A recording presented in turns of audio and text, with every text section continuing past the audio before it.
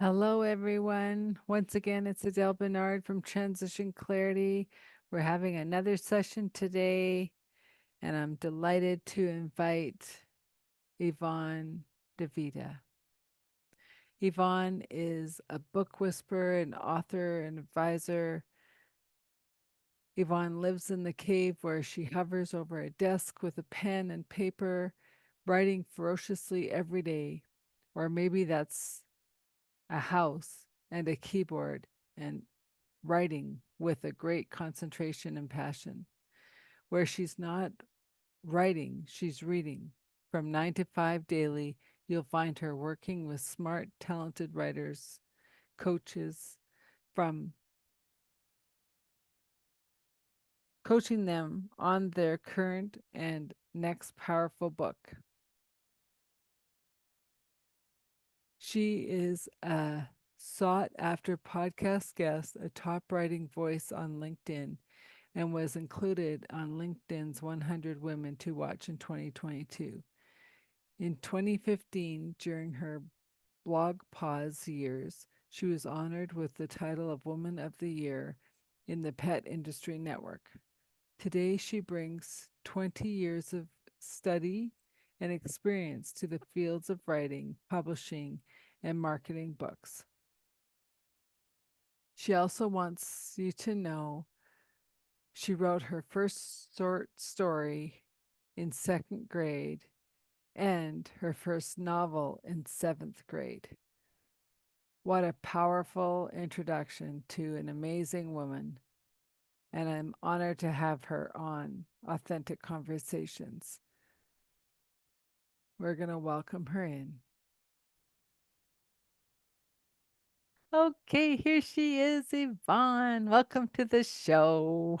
Well, thank you for inviting me. Oh, it's awesome. Like, I remember meeting you like a year and a half ago going, if I ever wrote a book, that's the whisperer I need.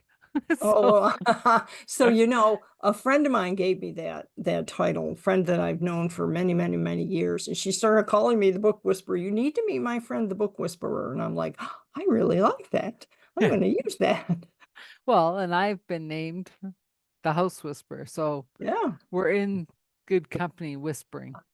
exactly, exactly. And people know what it means because Yes. so many people understand the concept or the idea of being a whisperer of something. Yeah. Well, and so I want to go back a bit to go forward.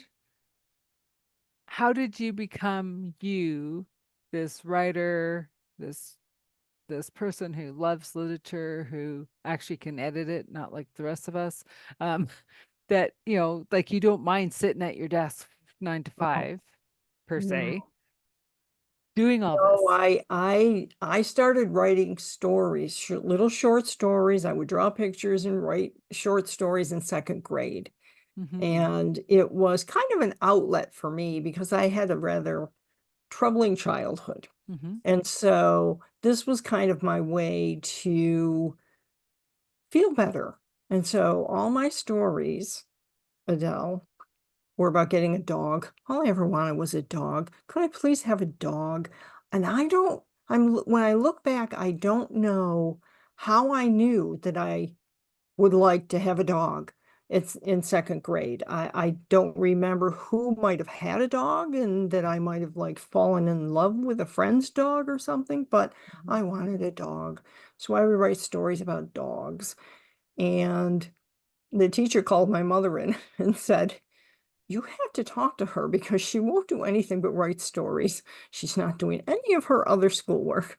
And Yeah. so I must have done the schoolwork because I went on to third grade and fourth grade and all of that. And in seventh grade, I wrote a full novel. And it was just something I did. It was just something I enjoyed. I liked reading a lot. I read a lot. I would go to the library and take out a couple dozen books and I'd read them in 2 weeks. And then I do a book report on each one of them. And Wow. I was just this child who was fascinated by the power of words to actually tell stories and take us to different places. And and the variety of stories that you could get and the different kinds of books. And so I just decided that's what I want to do also. And in school, in high school, when we graduated, I was voted most likely to get published. Oh, Uh, cool. it was cool. And I didn't get published for another, I don't know, 10 years maybe. I got busy doing things that people do. Um, but I did get published, and I had a column in my local newspaper for a while. And it was just something I love to do. And it was later on, many years later, that I discovered, gosh, I can help other people who are writing books because it can be a hard job. It can be a confusing job. And a lot of Mhm, people, especially today, because there's so many different ways to mhm, actually get a book published, people are confused. So I thought, well, I know I've been studying. I wrote a book and got it published by print on demand. I opened my own print on demand publishing company. I was the technical editor on a book from HarperCollins. And it was just something that I said, if I can help other people achieve the dream of writing a book, that's what I want to do. And so yeah. I started doing that. Well, and that's fascinating too, because, um, well, one, just the fact of you wanted a dog, um, that's usually a sign Hmm. that things are going on in the home. Oh, Because really? dogs or cats are emotional animals. Mhm. So they help us as young children with all the emotions that we don't know how to deal with. Like See. in the adults around us, and we're like, but if you had a dog, they just Mhm. cuddle. They just love on you. They don't and so that's very interesting that, you you were looking for that dog and Mhm. didn't receive it. But then on the other hand, having that, like, I mean, I've been a writer in a journal that never people never saw. Mhm. Um, I used to call them my dump pages, Mhm. right? Because it was like at the end of the day, I'd crawl into bed and I'd write the day out. Was it healthy? Maybe, maybe not. I really don't know to this day, right? Because maybe a lot of the like, well, he said this and she did this, and it's like, did it really matter in the big scheme of things? No, but we were kids and that's what we did. Mm. Um, and I never got to that writing part, but then it's also interesting too of everyone I'm talking to lately, it's not about the blog post or the feed that you're writing. It's about who can tell the story. Mhm. The story is gonna sell the service. Well, The tell me, story, yeah. um, so I'm shying away now from telling stories Mm-hmm, because too often when we tell a story, we mm-hmm, get hung up in the details of, well, this was where it was and this was what happened. mm-hmm, And we think that by giving people the PowerPoint presentation of the story, mm-hmm, that they will get the story meaning, and they don't. So I'm trying to help people understand how to share the story, how to create something I call a story ballet, mm-hmm, or a creative narrative. mm-hmm, And I'm telling my nonfiction authors, I mostly work with nonfiction authors, I'm telling them that they have to bleed on the page. And this is the act of putting yourself out there openly and vulnerably, mm-hmm, and not just saying this is where it happened and this is what happened, but actually bringing the reader into the story so that they're part of the conversation, mm-hmm, so that they're sitting at that next table, hearing you go through this, watching you cry, noticing that you fell down and how you got back up. So I'm kind of veering away from telling stories mm-hmm. and teaching people how to share them. Yeah. Well, and that's so important too, because I find, like, for me, if you're in the story, you're in stuck in the past, Mm-hmm. right? So what details, what did you overcome? What can you use out of that story to propel you forward? What do you want to grow on? It's like when I was helping people find work, right? And I'd say, okay, so what are those soft skills that you want? Well, what's that? And I'm like, I don't care how many spreadsheets you can run at 100 miles an hour, right? Like, I don't like that part Yes. doesn't matter. How are you going to fit in this new team? What are your soft skills? Are you Yeah, yeah. caring? Are you compassionate? Are you like, right? Well, I don't, that's not part of work. And I'm like, that is why people are getting hired. Oh, for sure. Like For the sure. resume might get you in the door, but it won't keep you in the door. Because if Right. you have So that interview and you don't gel, you're not getting the interview, you're not going further. because the bottom line is that you can be taught how to do what you need to do in whatever job you're being hired for. But if But no you one cannot wants to sit beside necessarily, you to teach you, it doesn't matter. if It's you can so bring those true. soft skills, then you're a step ahead because now you can become that manager and that supervisor and then that junior executive and et cetera, et cetera. Um, and all along the way, you're learning new things and you're teaching yourself new things. But if you don't have, so if you don't have the compassion and the empathy, you Mhm. have to have both. So we talk a lot about, I see on LinkedIn a lot, well, you have to have empathy. Leaders have to have empathy. I'm like, it's all well and good to say, I empathize with you. But the compassion says, yes, you can have that day off, right? It's Yeah. the action behind the empathy because just the empathy alone really won't do it. Well, and the empathy, like as a person who's very empathetic growing up, could feel and sense and Yeah. everything. It was hard because people didn't know what to do around me. Mm-hmm. Oh, Mm. there she goes again. I'm like, and so that's where for me, it's like someone holding that space. Oh, here's a prime example, story or not, whatever. Um, I was out I was out at this park that we have, and we're doing a silent walking meditation for a couple Mhm. hours.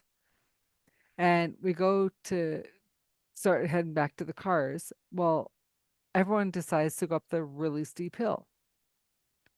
I can walk till the cows come home. I'm not a steep hill person, right? Then I look down and I have the absolute wrong shoes to try get up this steep hill. Mm. So am I going to get left behind or am I going to try to go up? Mm. 5 steps in, I was like, whoa. I had 3 people behind me. We got you, Ah. right? And one person saying, do you need a hand? I said, well, now I want to do it. Yeah. So knowing that I had the support behind me, I Mm. just inched my way up, got to the top, did my little dance, Yeah, and right? right. Yep. Because I didn't want to look like the only person out of the group that couldn't do it. Mm-hmm. And was it the best shoes? No, but I just took smaller steps. I didn't get stuck in the story of I can't do it or I don't want to do it, Right. right? I just did it smaller. But then the next day I was like, why does this place just keep kicking my butt? Right? 'Cause, Ah. like it's like up and down hills and I grew up on this hill. And more importantly, I shouldn't have gone. I had had a super long day. I was spent, Mm-hmm. but I had committed to a friend to take her. Okay. And so I'm like, eh. So Mm-hmm. it was like, so that's what I'm saying about the soft skills, about the, okay, so some hiccups have happened in your life. What are you moving forward with? Mm-hmm. Like, yeah, it was hard, but it killed me? No. Like, was I supposed to go? Right, No, but right. I went and I made it. Well, if you think about life as I do two things. It's either a major catastrophe Mhm. and and those are few and far between. They're there, but they're few and far between. Or it's a minor inconvenience. Literally everything is a minor inconvenience.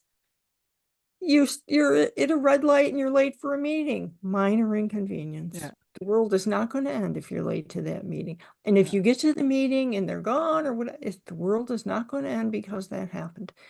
So when I look at things that way, and it's going to be a long time to learn to look at things that way, I started realizing that I had control over the minor inconveniences. Mhm. So that if I got stuck at that red light and I was going to be late to a meeting, I could say to myself, this is your own fault. You knew the traffic on this street. You knew that you should have left extra time. You knew that if you left a half hour Oh, earlier, you see? might be 10 minutes early, and so just pay attention and next time go earlier. See, and it's funny, right? So I totally spin it. I go, Yeah, red lights. Am I really that early? Awesome. Thanks for slowing me down. Or I I'm not I'm that good. no, but I'm also, well, I don't know why I'm being slowed down. Maybe they're clearing an accident. Maybe you don't know. Like you just don't know, right? Sometimes So it's I do like, that. Sometimes I yeah, do so that. it's like, Yeah. and so I just kind of went, I must be early. All right. And Yeah, then when and I I am running typically, late, I go, dang, I really messed up on time. But time's an illusion. Do your yeah, magic, please. yes, And so I time let the is universe something, clear it it's up. a construct that humans have created. I mean, Yeah. the dog, as much as we like to say to ourselves when she comes in at 5 o'clock and wants dinner, we say, how can she tell what time it is? She doesn't tell time. She just has this sense and she operates the dog, the cat, whatever, the trees, they operate on a whole different level and it has nothing to do with time. But So they're when also very in tuned with their own body because they don't have the distractions like we do that and says, okay, my tummy's been growling for a while. Mama, yeah, I yeah, think it's yeah. dinner time. Well, Or I also think I have to go out.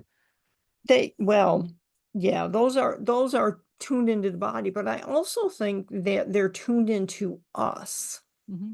And so on a regular basis, what time do we stop and go in the kitchen? Hmm. And then on those days when we're not, that they're like coming in looking at you like, well, why aren't you in there? And Yeah. then daylight savings time happens, and And then they're everyone's like messed up. they're really annoyed because it's either early or late. But Yeah. yeah, I really think that we humans put too much focus on time per se. Uh, and I like to what you just said. I often will say, oh, instead of saying, "God, this was an awful day, this was a terrible day," I'll say, wow, that was complicated. What did I learn? Did Yeah. I, what did I learn today? And I find so many amazing things I learned. And some of them are just that I learned that I can handle all these things Yeah. that they didn't fluster me and I got through them and maybe I like to leave Adele, I like to leave my desk at 3 o'clock. So maybe I was stuck there till 4 o'clock, but I actually had fun because I was working on somebody's book and I really liked that book. Yeah.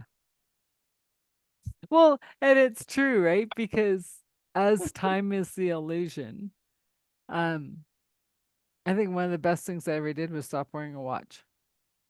Mm. Because if I really want to know the time, I have So, one on a so computer, I have one on the yeah, wall, I have, yeah, I do. I love having a clock or a watch. I don't let it run my life, but yeah, when I go into people's houses and they don't like have any clocks, I say to myself, how do they live? They don't have a clock. but there But is one. It's on the stove, it's and on on the the phone microwave. and It's right, yeah, right. But I love clocks, so I have a lot of them.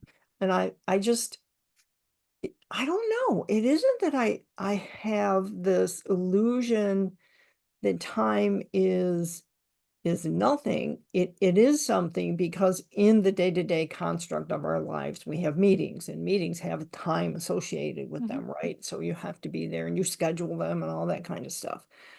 But I also, I just, I like knowing somehow where I am in my day. And so it means something to me to see that it's almost 3 o'clock and my brain says, it's time for you to wind down. You're supposed to leave your desk at 3 o'clock. What do you have to do? Do you actually have to sit there and do whatever you're doing, or can you leave it? And then it's my choice. And that's the other big thing, choices. Hmm. People don't understand that every single thing we do is a choice. You choose whether or not to be happy. You choose whether or not to be on time, to eat that cookie or not eat that. I mean, it's a choice Well, but and a then, privilege, isn't it? well, I know, but then this is where you don't tell stories anymore.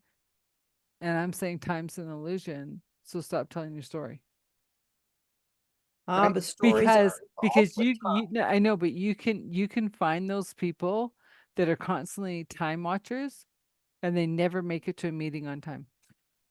time.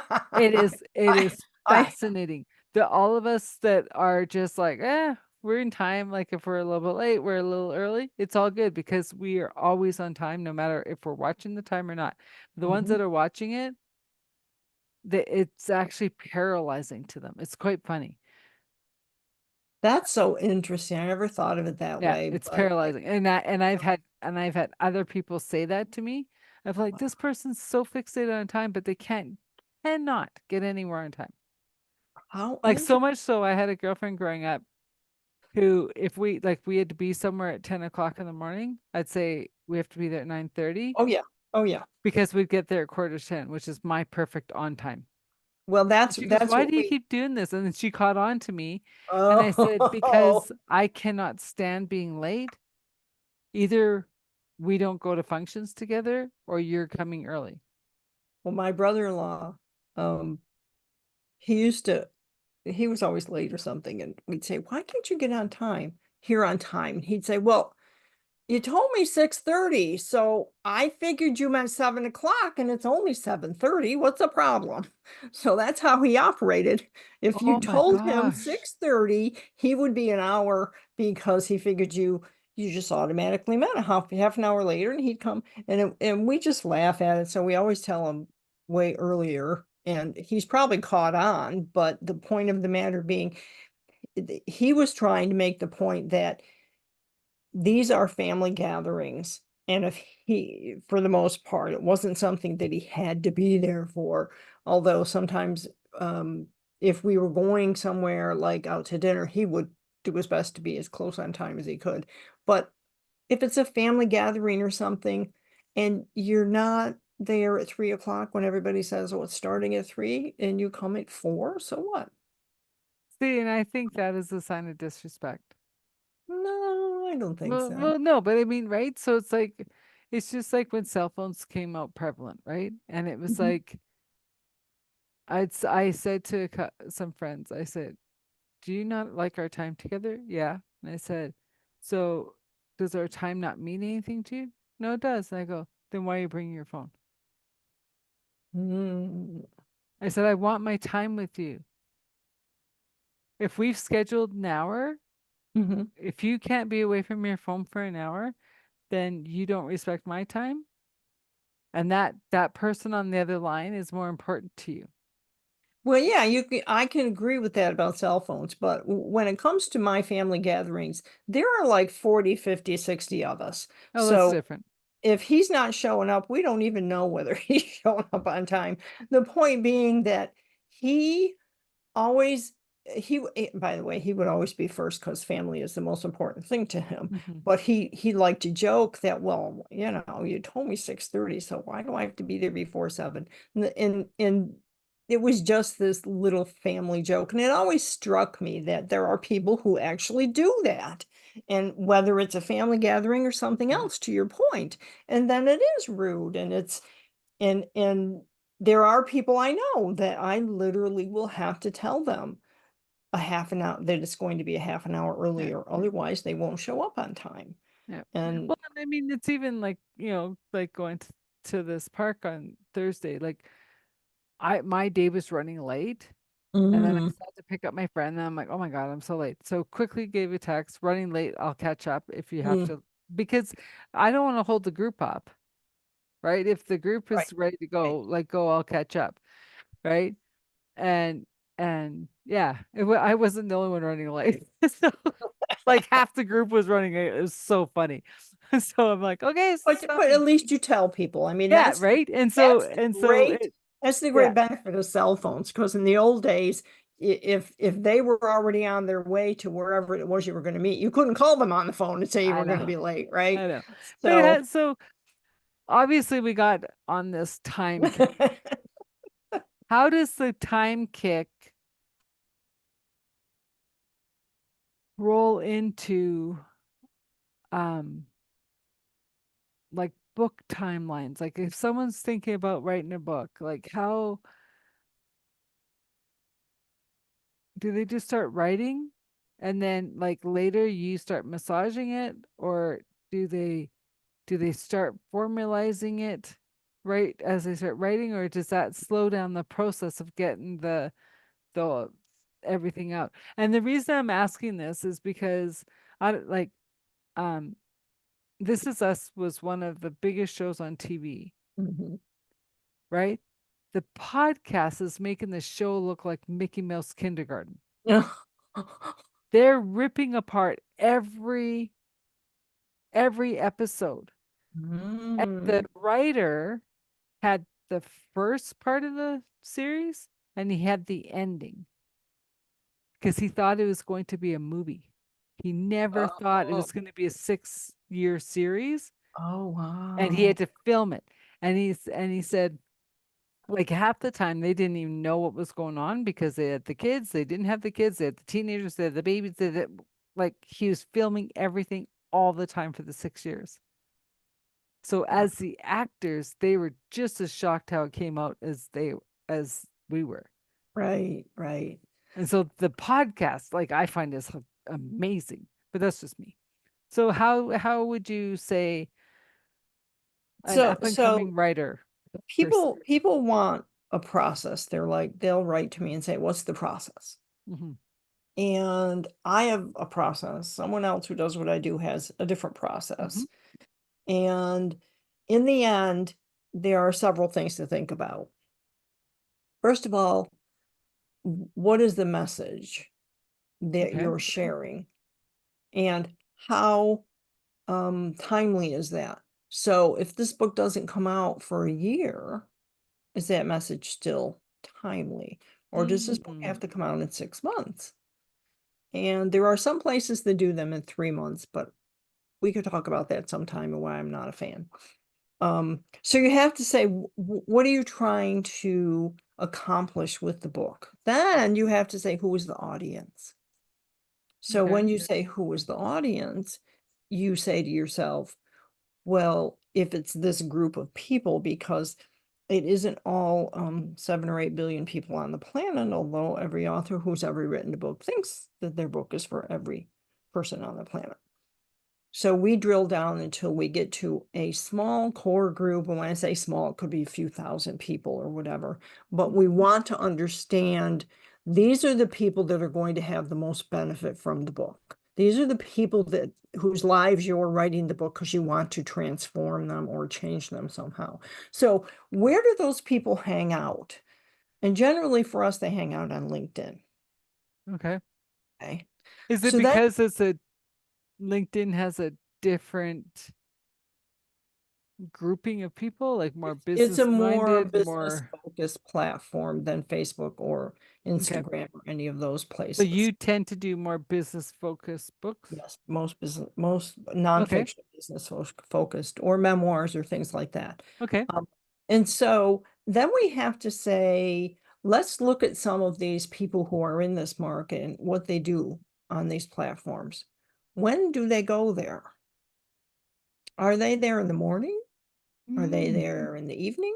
So you've got to look at that's the big picture where you're saying, okay, now here is what we know about how soon the book needs to get done, who the audience is, where the audience hangs out.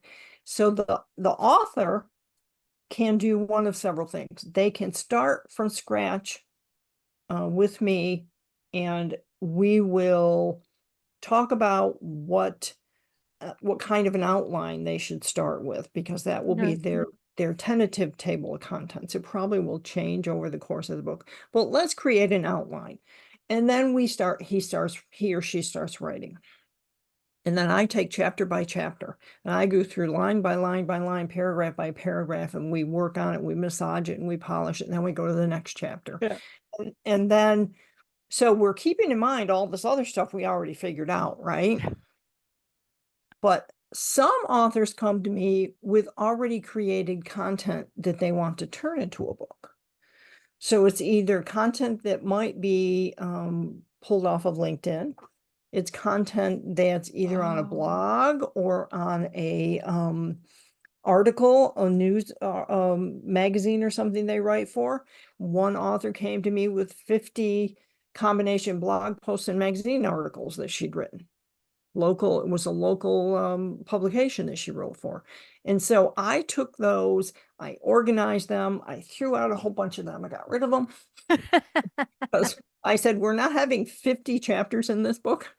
And then I said, okay, these are the ones I think that make flow into a book according to what you told me you want the book to be about. okay. And then we worked on each one of those together, because there was more writing that had to be done, more storytelling and things like that. And then we look carefully at, as we're writing the book, we get like halfway through, then we have to think about the launch, because you have to prepare for that. It Mhm. just doesn't, you're done, and now I'm going to tell everybody my book's out and everybody's going to come and buy it. No, it doesn't happen that way. Yeah. You can't build it, they will not come. I've told people all the time, don't be one of the best-selling books on Amazon that nobody knows about, because Amazon will put you into Amazon purgatory if Yeah. you're not out there marketing your book. So we got to talk about the launch and the marketing. So all of this fits into a package Hmm. that the author has to participate in, that there has to be a specific time frame for. So we work from, generally it's 9 months to 12 months. We've had some authors go as long as 18 months, because the book was still, it's rather timeless. The concept or the content in the book is going to last a really long time, and Hmm. they want to get it right. Hmm. And there's the cover design, there's the back cover design, there's the blurb you got to write about the book, there is the front matter, the back matter. There's all of these things that go into getting the book ready to be put on Amazon. And a couple of our authors have chosen to work primarily with Ingram Spark, which was here before Amazon ever came Oh, along. And so if that's what authors want, we'll do that. But we recommend getting up on Amazon. There are boxes to click on Amazon where Amazon will submit the book to Ingram Spark. And people need to understand that having your book in Ingram Spark, which is a distributor, yeah. it doesn't mean that, They're gonna distribute it. well, it doesn't mean that anyone's going to see it. Yeah. No, There's, I I've mean, heard that. people think they are, that, oh, I'm an Ingram Spark. Now people are going to find my book. No, not unless you tell them about it. Well, okay, so this comes back down to like websites and people go, I don't have a website. We have to have a website. And they said, well, Google's my website, right? No, Yeah. and it's funny because like I have a web page. I don't even know what I have anymore because whatever. So I followed the rules and I did everything I was supposed to do. And then Apple, as a really high authority Apple, changed their algorithms. If you use Safari, you can't find me. Mhm, Done. mhm. So I'm like, do I care about my website? No. And I literally that day said I'm focusing on LinkedIn because until LinkedIn does a high thing that it's totally out of my control. But so when you're saying you have a website, your website is your home base. whatever you're doing, book, business, or Yeah. whatever, Yeah. your website is your office building. And I'm coming to your office building, and in the lobby, you're going to have all these different places I can go. One of them might be Apple. One of them might be Spotify or iTunes. One of them might be, so on the third floor, I'm going to find all of the information I need to know about you. I'm going to find all of the information that I need to know about your podcast. So you have all these different places that I can explore and learn about Mhm. you on your website. And if you don't have that, what happens is what you just described. Well, I So, know, but if you're on an Apple product, you can't get my website, yeah, I don't know much right? about podcasts, Again, well, and no, no, it's not even a pod. It's not even a podcast thing. It's an Apple thing. You get if you use Safari, but there must be a way around that, is what I'm it saying. has a pop-up saying update the app, and I'm like, it's not an app. Um, yeah, in Anyways, the end, people, so I don't listen to podcasts on my phone, so I oh don't. no, this has nothing to do with podcasts. This is actually the website. Oh, it's an Apple website? No, it's not an Apple website, but Apple has blocked me for whatever reason. So I just Oh, stopped. that's Yeah. so that happens also. It does happen, and you have to find then somebody who figure that out. But in the end, what we tell people is if they have an author website and it has everything about the book, Mhm. and it has links to Amazon and links to Instant Ingram Sparks or wherever it is, your own website, if you can want to sell it off of your website and you want to keep boxes of books where you Yeah. ship them out and you sign them and things like that, that's the best thing to do. Because if you're depending on some other platform like LinkedIn or Instagram or Oh whatever, yeah. and No. they go away, then you've lost all of that. So Yeah. people No, and need I to understand. agree. I agree. You But need it people need to all. understand that they need to download their content from LinkedIn on a regular basis. Did you know you can do that? You go into the settings. I don't know off the top of my head right now, but you go into the settings, and I believe it's in the privacy section, and it will say to you, do you want to download your content and your connections? And you can, and you Oh should, my God. Like, because otherwise LinkedIn just keeps them. well, I LinkedIn's know. money off of it. Why shouldn't you have that information, especially your your posts on LinkedIn, for the people that write these elaborate posts? And you know there are many people who do. I They write these really fantastic posts. There's an ant crawling. Oh well. Um, know. Hello, ant. Are you lost? And if you don't download them, then you may lose them.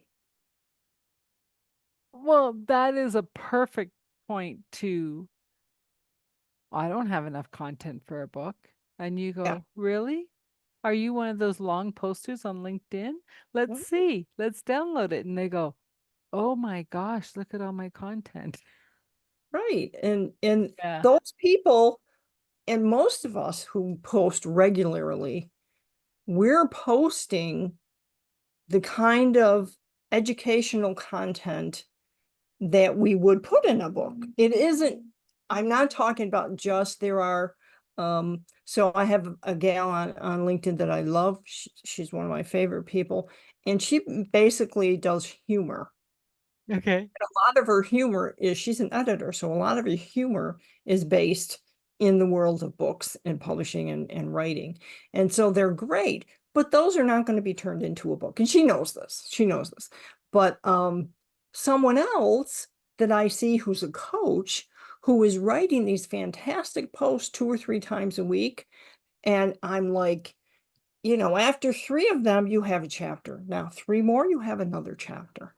And Yeah. and it's just that easy. It's just that easy. It needs to be organized. It needs a little bit extra massaging and whatnot. But Yeah. you've already done the hard part. So you don't have to come to me and say, how do I get started? You already started. let's look and see where the pattern is. Let's look and see where the message is. Well, And and that's why I love these podcasts because um not only am I able to share people's knowledge like you and other guests, mhm. I get so many nuggets that I'm like writing my notes every time. Go and fix this, go and do this. And it's just like, um, that's what I love about the podcast because like sometimes I have no idea who's showing up. They give me a call. Like we haven't really met. Like say you introduce me to Joe who introduces me Right. to Sally and Sally calls me and we have a conversation. I'm like, "Oh my God, you have the best message. Let's put you up." And then I come off the podcast absolutely shocked at their story and I'm like, "Wow, didn't know that was going there." I agree. I see a lot of that. And sometimes I'm fortunate like you. I have a little podcast I do where people come on and just the amount of free information that they give Mhm. out and advice is just phenomenal. And but that's exactly what I think we as a human species, so to speak, even we in the business professional world, that's what we're supposed to be doing. We're not supposed to be trying to hide everything we know over here and just talk about these two bullet points of Well, stuff. and this is how like whether it's networking, whether it's whatever, I've always considered myself a connector. Yeah. So from knee high to a grasshopper, do you know anybody who? And I go, I don't know. Let's go see. And I go through the Rolodex. And now it's getting bigger because we have more platforms. Who do we know? I don't know. I'll put an idea. And the one thing I realized through all the years that I've been in business and working corporate, it's like it's not what you know, it's Mm-mm. who you know. Well, it's who you know, but it's also um kind of how you're able to connect them to other people. And it's to your point, I'm already thinking of people that I can recommend for your show. I'm already thinking, Thank you. gosh, I know some really fun people, but people who have something worth saying that other people would enjoy hearing about. I'm thinking I should make my little list here and connect them to Adele because it would be great for the show. And when we talk to authors who come to us sometimes with they come to us with stars in their eyes, and I understand that.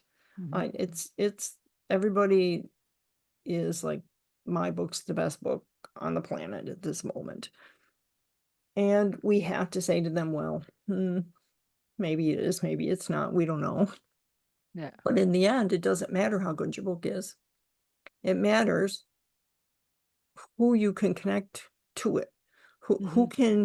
Who are you going to be able to tap into and say, hey, would you be a beta reader and read my book and give me feedback on it? Who can you say, would you do a book review of my book for me? Hmm. That's the thing is, if you don't have that, if you come to us and a lot of people don't have it, they don't really, they're on LinkedIn, they've got 200 followers. Hmm. And so we have to kind of teach them, well, you need to get out there now, and here's how you need to attract more followers. Here are the steps you need to take to get more attention. And the biggest thing, Adele, is not to write more of your own content, is to visit other people's content and comment, because then they want to know who you are, Yeah. and then they want to connect with you. That's why I have mystery calls all the time. Because I'm Mm. like, I'm really sorry. I don't remember meeting you. Have we met? Nope. I followed your content. Or you wrote a great thing on so and Yeah. so's. I'm like, perfect. Now Yeah, let's get exactly. to know you because I have no idea who you are. And that's the key. So when I'm on LinkedIn and I'm on someone's feed and someone new has written a comment, on the post. Okay, so I know the person who wrote the post, but I don't know the person who left the comment. And I think the comment is really great. And I want to connect with that person. And I go to their profile. First thing I do is look and see how active they are. Because I want to connect with people who are posting at least once a week. I don't want Okay. to necessarily connect with someone who only posts every 3 months. I don't I don't know how that helps anybody, including them. But I like to then see what they're about, what their header says about them, what their about says about them. I might even go into their posting and try and leave a comment on something. And then I might reach out and say, I really loved how you said this on your post last week, or I really loved the comment you left on Adele's post Mhm. yesterday. And then immediately they say, oh, it's that warm invitation and welcome, as opposed to, I really like your stuff. Could we connect? I didn't know. No. Yeah. Why you give me a reason to connect to you? Tell me what it was in my profile that you saw that you wanted to Well, connect. and this is where I get like a little mystified, or I don't know. Is Do people know when they're using AI as a generator that's posting all this stuff daily for them that we can tell it's not them? Most of the people who do that I talk to think that the AI they're using is so wonderful, no one can tell. So But it's it's hard cold. today, It's huh? cold. It comes across cold. It comes You can tell in a comment, especially because the comment is very, not just cold, but very generic. PowerPointish.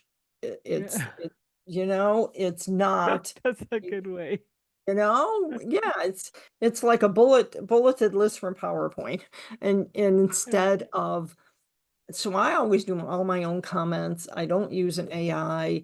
I never leave a comment that just says, this was a great post.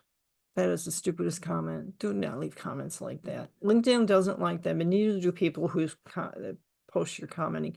I like to say to someone, I pull something right out of the post. I really thought this sentence spoke to me, and So I'm do so you glad. find being a writer, editor, posts come easier for you? Probably, but I Okay. still, there are days, I try to pre-schedule at least 2 or 3 days ahead on LinkedIn because I have so much other work to do. So I will spend an hour or an hour and a half, and I'll write 3 separate posts, and I'll have to have an image. I like to have an image with my posts. Sometimes I use emojis, other times I do not. It depends on how busy I am. And at least then I know I'm going to have content up there, right? And what comes easier for me, I think, other than, I have to think hard about my posts, because I have to say I am not keeping track as well as I should of what I've posted, so I don't want to repeat myself. And that's one of my challenges. Um, but the commenting comes easy to me because, again, I'm a very fast reader, so I can skim a fairly long blog post or a comment post on LinkedIn and pull out that sentence or that Mhm. couple of sentences that spoke to me. And sometimes I'll start the comment and I'll think, let me go back and look at it again. Because the last thing I want to do is make a bad comment.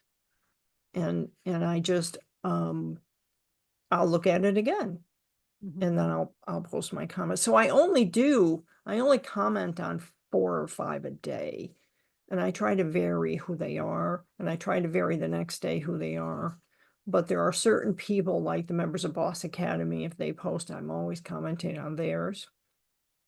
I Well, try to I find, just find like, I mean, I didn't go on my phone for LinkedIn yesterday,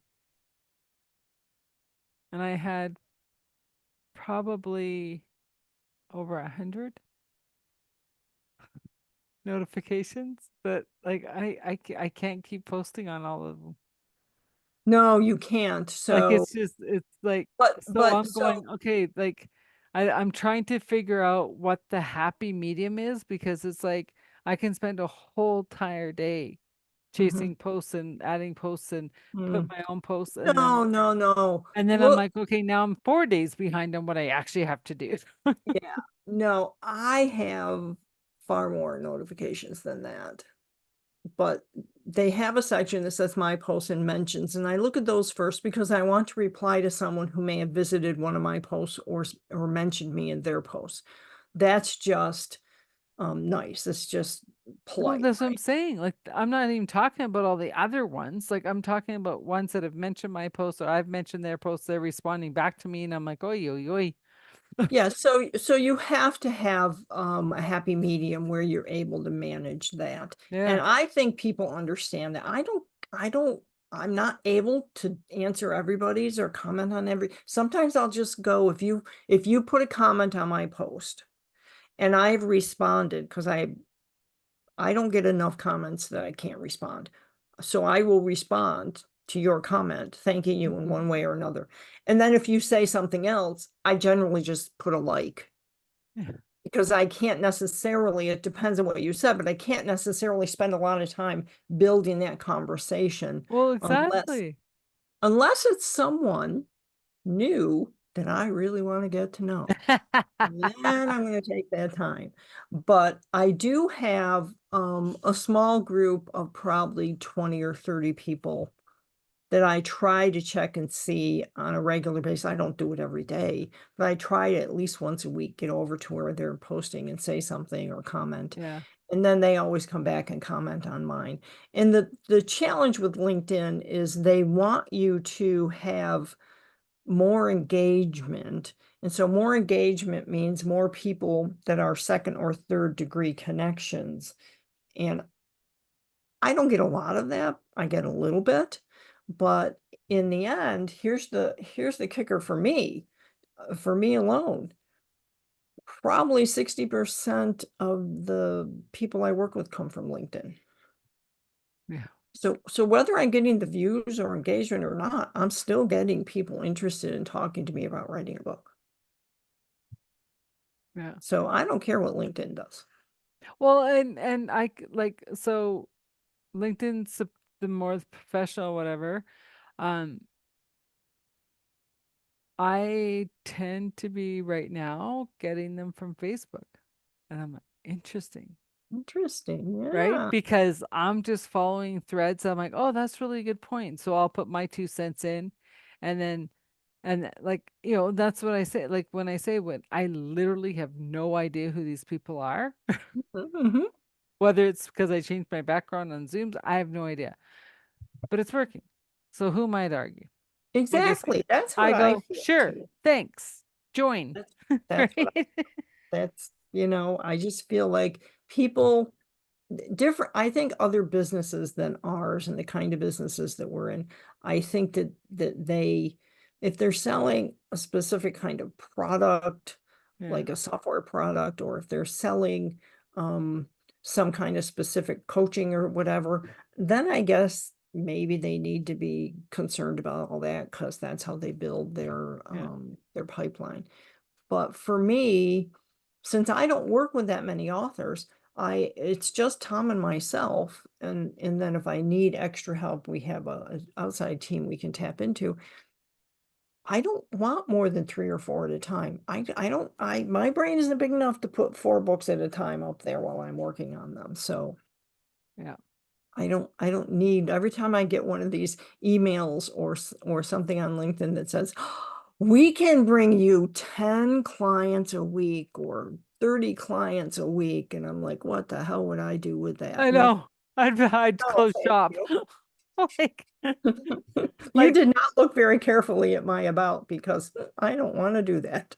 well, and that's my thing too. If, like, when I I'm saying, like, I'm opening up 8 spots for this 3-month program.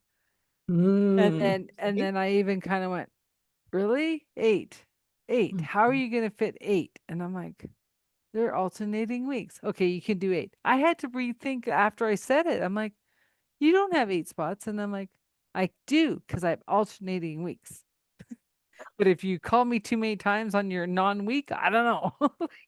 Yeah, and But that's that's it. okay. Well, I trust in the Right. universe that everything's perfect, right? Yep. And And I agree. Yep. and That's what so I agree too. and I like that you mentioned like you are a husband and wife team.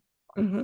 And Hmm. so they might link into you, but you might say that content's more Tom, or Tom No, might find somebody, right? Tom Like, doesn't do content. So we do, I do the content. He does the book cover design. He does the interior design and produces the book. We both work towards the marketing, and we both make sure the Amazon description is well done. Um, and he does something we call the Go for the Gold international book selling program that we have. But there are people who will come to me and say, well, I already have the book. I just need someone to get it up on Amazon. I need someone to produce it and put it on Amazon. And then I'll say to them, oh, yeah, you need to talk to Tom. Let me well, but connect you. I think what's beautiful about this is that you're a full service. We try. Yeah.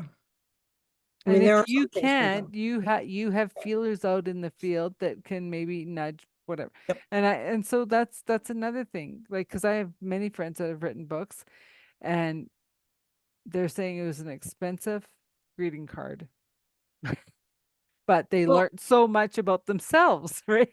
well, there's that. There's that we tell people all the time. You're going to learn a lot about yourself. We don't want it to be an expensive greeting card. Well, If no, it but if you it guys know what you're becomes doing. so, right. But the key is the author has to understand their role, and it isn't just to write the book. There are so many other things the author has to do, and these are things we do work with them on. We do teach them and whatnot. So yes, in that, and if they don't want to do it, then yes, we can connect them with someone who will help them Yeah. do their social media, help them do LinkedIn or whatever it is that they are like, I'm too busy, I can't. Who's going to do? Because I don't do that part. Well, I and just teach them. yeah, and you also have to like, this is how I look at it. You could tell me I'm wrong. Is writing the book could be part of the easiest problem, People think it's when they right? get done, they're like, and when we start working on all the other stuff, they're like, oh my God, I didn't know I had to do all this. Yeah. And I'm like, yeah, So it's like the disclaimer, caution flag. yeah, yeah. The writing of the book is just the first step, Yeah, right? it's if you want the book to be part of your business, so Hmm. in our cases with nonfiction business authors, it's a platform to get you better speaking gigs because event planners love authors. Authors have a message and generally know how to tell it. Um, if you want to build mastermind groups out of it, this is a great way to do that because now people trust you. They've read your book. You can start the mastermind and give the book away as part of the program. Hmm. If you want to have uh, the big thing is we tell them how to you build a community. We have something called the how to market your book like a rock star, the Taylor Swift model of book marketing, because you want to build something like the Swifties. You want to have your own Swifties, and here's how to do it. And Oh, she's genius. if you do that, then you're not going to have an expensive greeting card. It's going to be a worthwhile endeavor. Yeah. Not to mention, even then, it shouldn't be just a expensive greeting card because if you've done it right, if you've worked with us and listened to us and let us teach you, people will automatically assign you a higher level of respect and consideration and authority because you've done something they're never going to do. Yeah. You've written a book. Yeah. Wow. That like I don't know if we're leaving it on that note, but that was a powerful note that it is taking that step. And like as much as there are so many books out there, Mhm. how many people have never going to haven't written a book, never will write, and they have this amazing knowledge that they're not sharing. So Yes, and that's as we wrap up, how would you want to, what's your last thoughts? What's that? here's my last thing is that when you write a book, it's number one, it's your legacy. Hmm. You're leaving this legacy. It's going to last a lot longer than you're going to last, number one. Number two, if you've done it for the right reasons, then it's going to return in value to you what you put into it.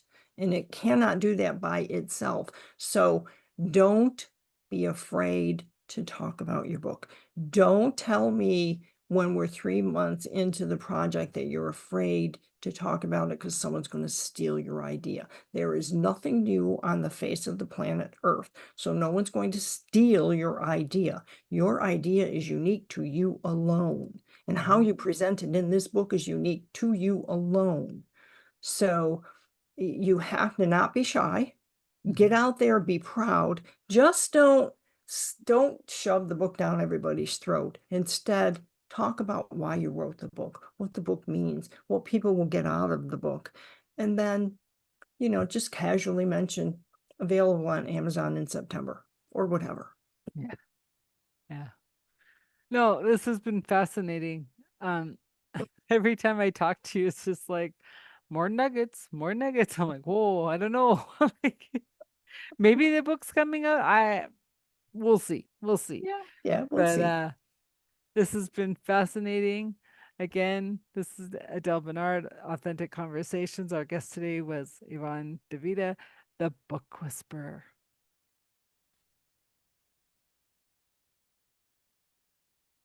Wow, episode 37 with Yvonne DeVita, the book whisperer. I hope you caught a lot of the little nuances that were brought up in this podcast. That is a limit. Sorry, time is an illusion. We use it to, yes, show up on meetings on time, but it's also just another construct, right? And also writing a book. Writing the book is the first step. The work comes after the book, promoting the book, marketing the book, making the book, like as she said, Tom produces the book. Did you even know you had to produce a book? I didn't know that. All these little things, these nuances that we take for granted that we think, well, I wrote the book, it's done. No, that's just the first step. And believe me, it's a great step. And like she said, so many books aren't written because no one will take the first step in writing it. If you guys want to write a book, Yvonne and Tom are amazing, and I would suggest you get in touch with them. Everything will be in the show notes, and I look forward to you tuning in next time. We'd love if you subscribed, liked, comment, tell us your thoughts on this episode or any other episodes that you tune into. Again, Adele Bernard, Transition Clarity. This has been another authentic conversation.